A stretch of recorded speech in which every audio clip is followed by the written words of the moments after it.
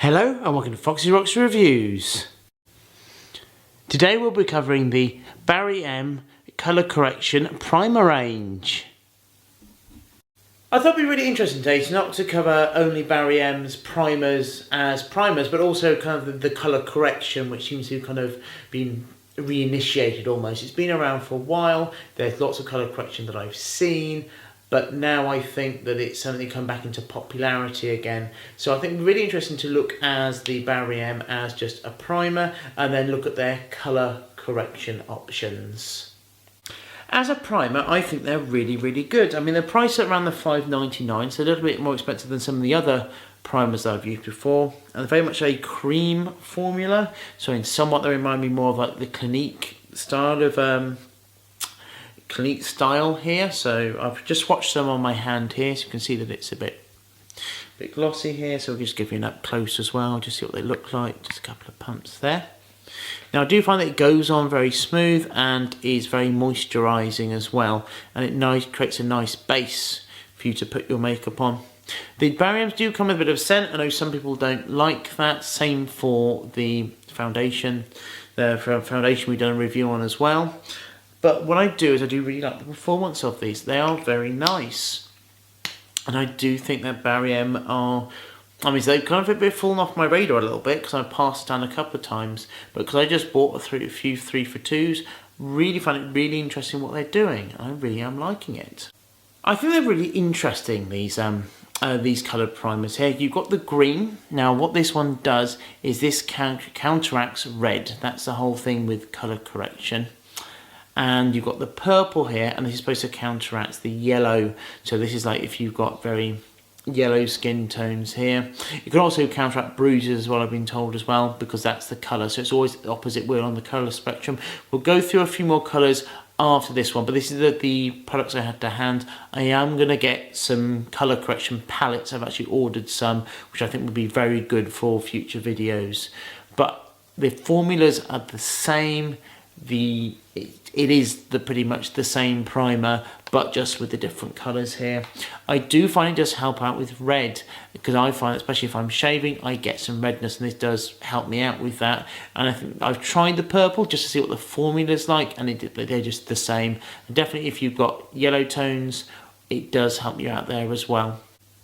As I said before, I will be looking at palettes in a bit more detail, because it does give you a bit more precision when you are putting on makeup. With the primers, it's generally more general area. You might have a redness or a general area you want to brighten up.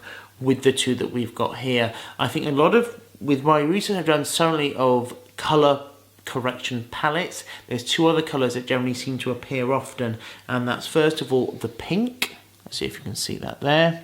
And then you've got the yellow tones. So the yellow is kind of like the opposite to the purple. So some of the darker colours or veins, you can use that to conceal that.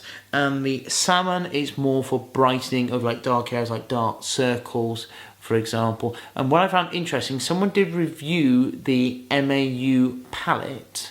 And with the MAU palette, it actually presented you with a standard concealer. So, because sometimes when you put on a colour and you put on a foundation, especially if the foundation is not very heavy, it can still show through the foundation. So they recommended sometimes you do need to use a little bit of concealer on the top, so at least you can blend it all in together.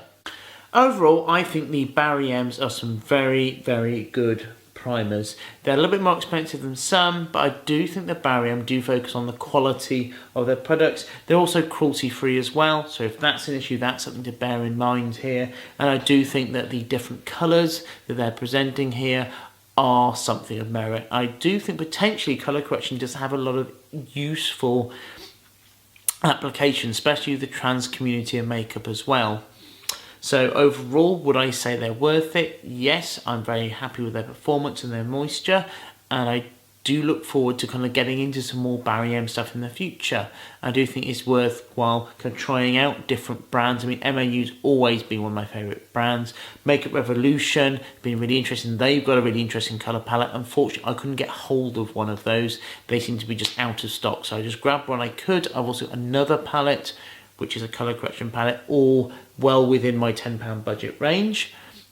But overall, colour correction is a thing. Yes, I think it can be very helpful. Barry M as a primer, I think it's very good. And the colour correction ones I think are very nice complements depending on your needs of primer. Well, I really hope that you enjoyed that Barry M video. As I said before, I'm really getting into the Barry M and I'm really kind of really rating them as a company, especially as an ethical company as well. If you have any more kind of products you want to review, anything you're interested in, we are doing a proper colour palette video on the way. I do think it does deserve a little bit more content than just the primers. And if you've got any more other ideas, you want to communicate me about anything else, maybe new topics, or just want to leave me a message, I've got the Twitters and the Facebooks, and just let me know. And as always, please subscribe.